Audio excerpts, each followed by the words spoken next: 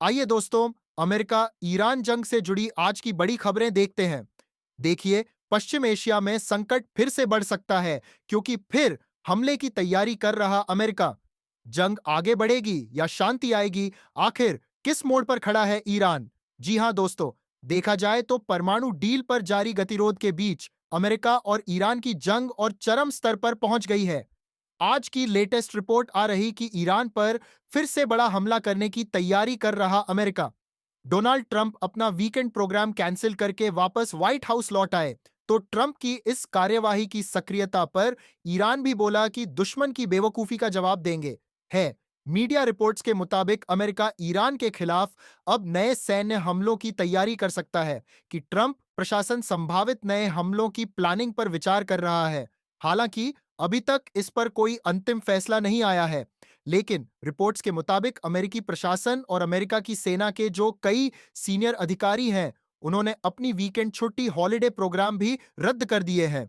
इस बीच इधर ईरान की सरकारी समाचार एजेंसी तस्मीन ने दावा किया कि हमारी ईरानी सेना भी दुश्मन की किसी भी बेवकूफी का जवाब देने के लिए पूरी तरह से तैयार है। ट्रंप की धमकियों पर ईरान ने दो टूक जवाब देते हुए कहा कि हमारी मांगे मानने के अलावा अब यूएस यानी अमेरिका के पास कोई रास्ता नहीं बचा है। अमेरिका पर ईरान का भी सख्त रुख देखने को मिला। आज इतने दिन एक्चुअली केवल ट्रंप के बयान ईरान को दबाने वाले रहते थे, लेकिन अब ईरान के बयान ट्रंप को दबाने वाले दिख रहे हैं। कहीं ना कहीं देखा जाए तो डोनाल्ड ट्रंप इस जंग में बुरे फंसते भी नजर आ रहे हैं। और इस बीच आज एक बड़ी रिपोर्ट तो यह सामने आई कि अमेरिकी राष्ट्रपति डोनाल्ड ट्रंप की बेटी को जान से मारने की धमकी मिली। रिपोर्ट के मुताबिक ईरानी सेना से जुड़े आतंकी ने यह प्लानिंग की है और इसके बाद अमेरिका की जांच एजेंसी एफबीआई ने एक इराकी युवक को भी पकड़ा इस मामले में। वहीं देखिए, अमेरिका के राष्ट्रपति डोनाल्ड ट्रंप ने कहा कि वह अपने बेटे की शादी में भी शामिल नहीं होंगे। ईरान के साथ जारी बातचीत का हवाला देते हुए राष्ट्रपति ट्रंप बोले कि मेरे लिए देश पहले है। दरअसल अभी अमेरिकी राष्ट्रपति डोनाल्ड ट्रंप के बेटे की शादी हो रही है और इस बीच ट्रंप ने अंतर्राष्ट्रीय तनाव और ईरान से जुड़े हालातों का हवाला देते हुए अपने बेटे की बहमास में होने वाली शादी में शामिल होने से भी इनकार कर दिया है। ट्रंप ने कहा कि मौजूदा परिस्थितियों में उनका व्हाइट हाउस में रहना ज्यादा जरूरी है। और अगली बड़ी खबर देखिए, शांति वार्तालाप बेब पटरी पर नजर आ रही है। ईरान के विदेश मंत्री अब्बास आराध्य बोले कि अमेरिका की अत्यधिक मांगे हमारे लिए रोड़ा बन रही है। इस बीच आज सबसे बड़ी खबर देखने को मिली। भारत भी इस जंग में अब नरेंद्र मोदी सेमले अमेरिका के विदेश मंत्री मार्को रूबियो। इस दरमियान भारत अमेरिका के बीच व्यापार और सुरक्षा संबंधों समेत कई अहम मुद्दों पर चर्चा हुई और इस मुलाकात के दौरान प्रधानमंत्री नरेंद्र मोदी को अमेरिका में इनवाइट किया, व्हाइट हाउस में आने का न्योता दिया।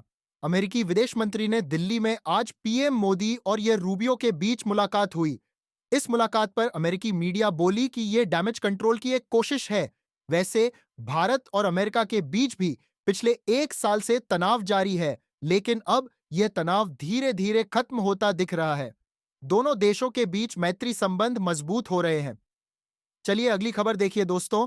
ट्रंप की धमकियों के बीच ईरानी विदेश मंत्री अरागची और पाकिस्तानी सेना प्रमुख आसिम मुनीर के बीच भी आज बैठक हुई है और इस बैठक को पश्चिम एशिया के लिए आखिरी कोशिश मानी जा रही है, क्योंकि पश्चिम एशिया के हालात अब चरम लेवल पर पहुंच चुके हैं।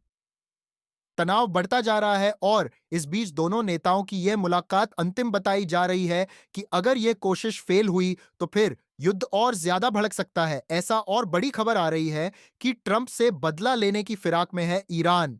इवांका की हत्या की साजिश रचने का दावा किया। इवांका जो कि ट्रंप की बेटी है, मैंने आपको भक आपत में ही बताया था। अमेरिका के राष्ट्रपति डोनाल्ड ट्रंप के परिवार को निशाना बनाने की कथित साजिश ने अमेरिकी सुरक्षा एजेंसियों को सतर्क कर दिया है और दावा किया जा रहा है कि ट्रंप की बेटी इवांका ट्रंप की हत्या की योजना बनाई गई थी। इवांका ट्रंप के फ्लोरिडा स्थित घर का नक्शा मिलने का दावा किया उस व्यक्ति के पास जिसको एफबीआई ने अरेस्ट किया और कासिम सुलेमानी की मौत का बदला लेने की साजिश की आशंका बताई जा रही है।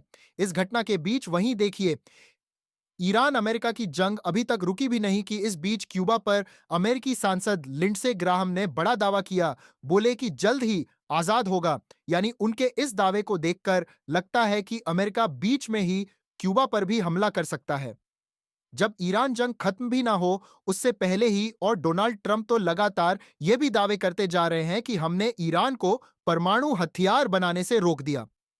तेल की कीमतों पर भी आज ट्रंप ने एक नया बयान दिया।